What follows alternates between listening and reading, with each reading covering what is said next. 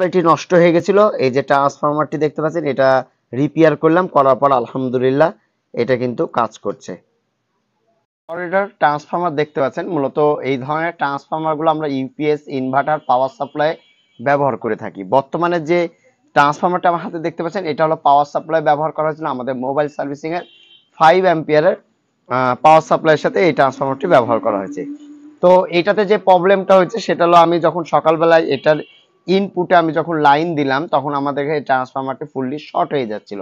তো শর্ট হয়ে যাচ্ছিল কেন, আমি আউটপুটে এই কেবলগুলো খুললাম, খোলার পরেও দেখছি সিরিজ ফুল জ্বলছে। তারপরে আমরা খুললাম, খোলার পর এখান থেকে কানেকশন খোলার পরে দেখতে পাচ্ছি এটা হলো সার্ভিসিং করেছে। এটা এই যে দেখুন সার্ভিসিং করেছে, এটা নতুন একটা পাওয়ার সাপ্লাই সার্ভিসিং করেছে। কিন্তু এই যে অ্যালুমিনিয়াম তারে জাস্ট খালি তার পেঁচায় ছেড়ে দিয়েছে, আসলে অ্যালুমিনিয়াম তারে কোনো রকম সোল্ডারিংও করেনি। না করানোর কারণে এই যে জায়গায় জায়গায় একই জায়গায় পড়ে এগুলো শর্ট হয়েছে। এই ধরনের ট্রান্সফরমার গুলো অ্যালুমিনিয়াম তারের উপরে তামার তার কিন্তু ঠিক মতন কিন্তু হয় না, মানে ঝালাই বা সোল্ডারিং ঠিক মতন হয় না। সেক্ষেত্রে আমাদেরকে যে কাজ করতে হবে সেটা আজকে সম্পূর্ণ বিষয়টা আপনাদেরকে দেখাবো। আমি একটা কানেকশন করে দেখাই অ্যালুমিনিয়াম তারে কিভাবে আপনারা কানেকশন করবেন। এই যে আপনারা এইভাবে অ্যালুমিনিয়াম তারটা ভালো মতন ওয়াশ করে নেবেন, এভাবে সুন্দর করে ওয়াশ করে নেবেন। ওয়াশ করার পর যে কাজটি আপনাদেরকে করতে হবে, অরিজিনাল তামার তার নিতে হবে। এই যে আমার হাতে যে তারটা দেখতে পাচ্ছেন, এটা অরিজিনাল তামার তার। এই তারটাকে আপনাদেরকে ঘষে নিতে হবে সুন্দর করে।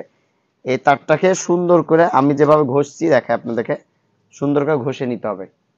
আমি সুন্দর করে ঘষে নিলাম এই তামার তারের উপরে যে নিকেল থাকে নিকেলটা।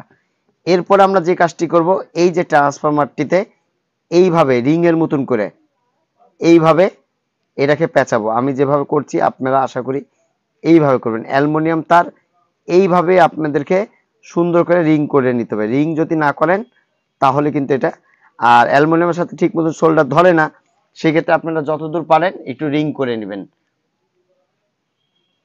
রিং করার পরে এই তারটার উপরে আপনারা শোল্ডার করে দিবেন। আপনারা শোল্ডার করার পরেও আবার তার উপর দিয়ে আবার তার পেঁচাবেন। এইখানে যে কাজটা করবেন, সোল্ডারিং করলেন, করার পর আবার ওর উপর দিয়ে তার পেঁচাবেন। পেঁচানোর পরে আপনাদেরকে সোল্ডার করতে হবে। সোল্ডার করার পরে আমরা যে টিউব নিয়ে এসেছি, এই টিউবটা এখন জাস্ট আমরা এইখানে মাপ মতন কেটে নিলাম।